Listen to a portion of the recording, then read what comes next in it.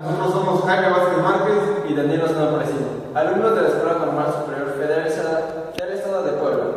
Esta tarde tendremos el gusto de darles una pequeña clase sobre genética, la ciencia de la herencia, de la cual nos basamos en la biblioteca digital ILFE. Comenzamos.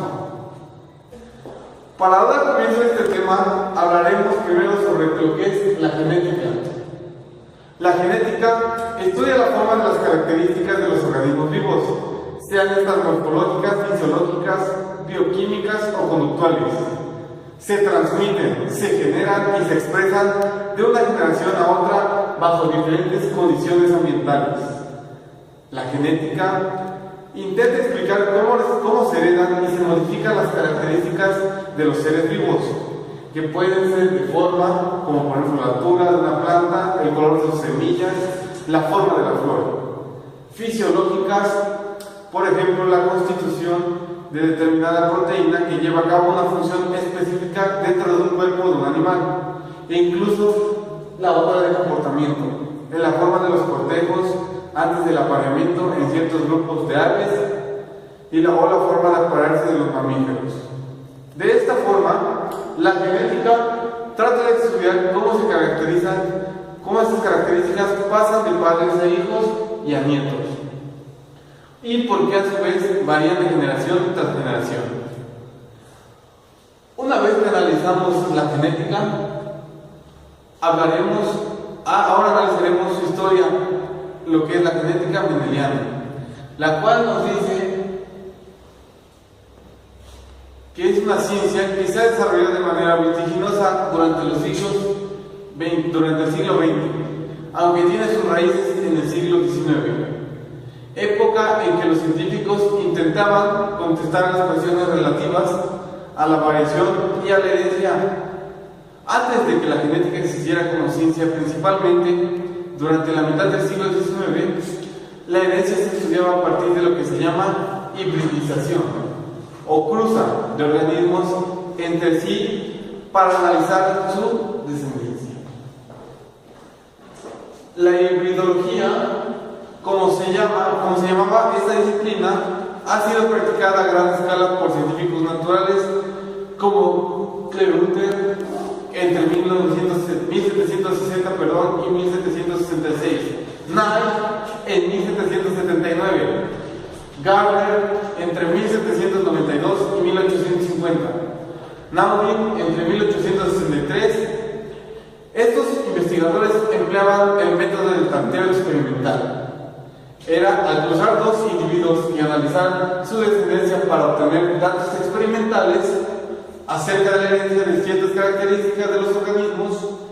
Este método proporcionó datos importantes acerca de la fertilidad o esterilidad de los híbridos, y también datos acerca de la imposibilidad de obtener cruzas fértiles de organismos de diferentes especies.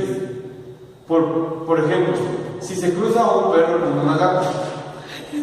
Sin embargo, no pudieron obtenerse generalizaciones o complejas, a lo cual imposibilita el análisis detallado y simple. Y segundo, hacían falta datos numéricos y pruebas rigurosas controladas que pudieran facilitar su análisis.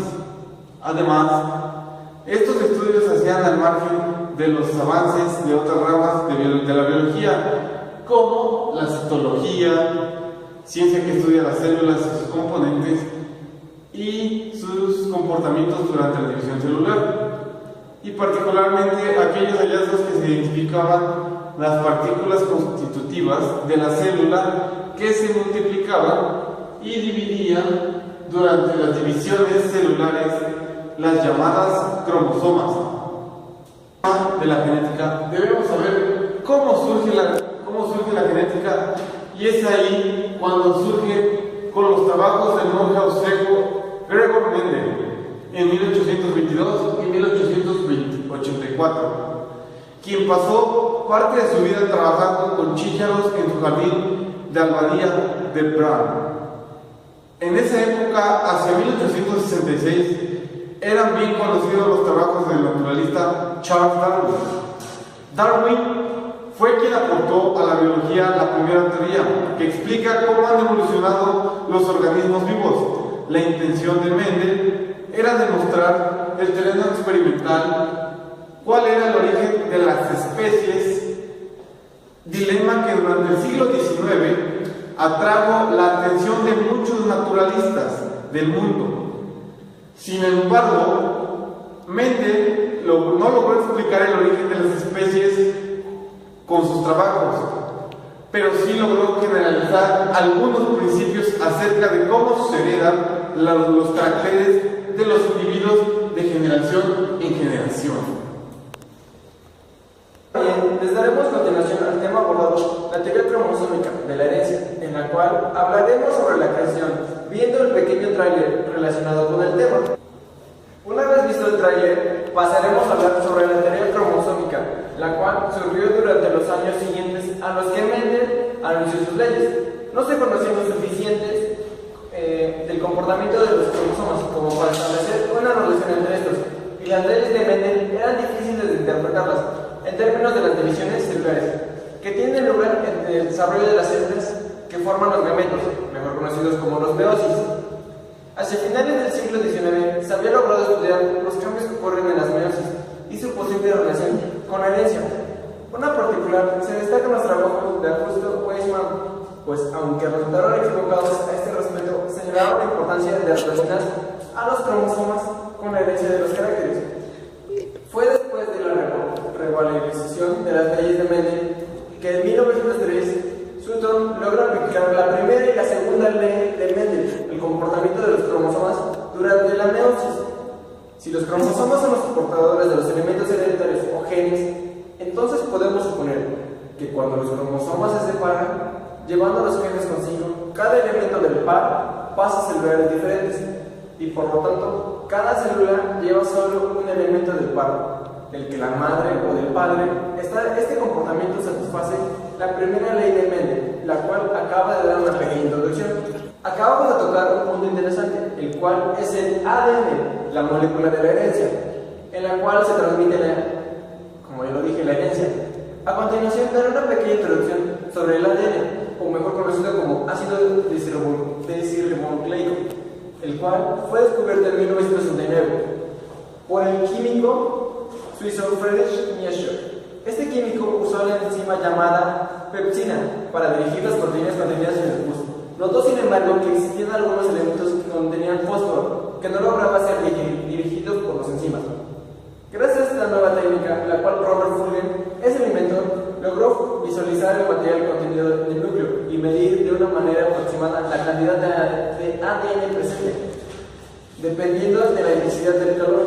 Esto llevó al descubrimiento de que todos los núcleos de las células de un mismo individuo tienen la misma cantidad de ADN, a excepción de los gametos, óvulos o espermatozoides, cuya colaboración era aproximadamente la mitad de la intensidad más alta. A pesar de esto, durante estos años no se pudo establecer con exactitud cuál era el material genético. Se sabía la existencia de los ácidos nucleicos y de las proteínas, pero no se había logrado establecer cuál de estos era el material hereditario.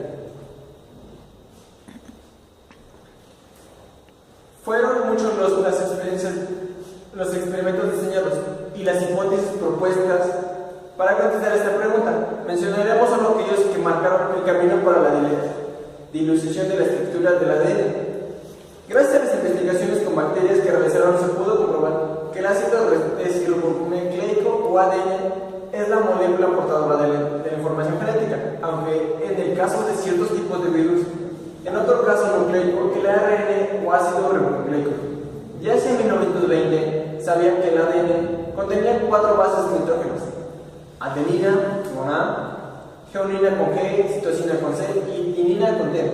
En 1948, Emil Chang'an y Hodgkin, al aplicar una teoría novedosa llamada cromatografía, el papel, el cual permitía la separación y estimación cuantitativa de los constituyentes del ADN, mostraron que estas 4 bases no necesariamente se encontraban en iguales proporciones dentro de la macromolécula.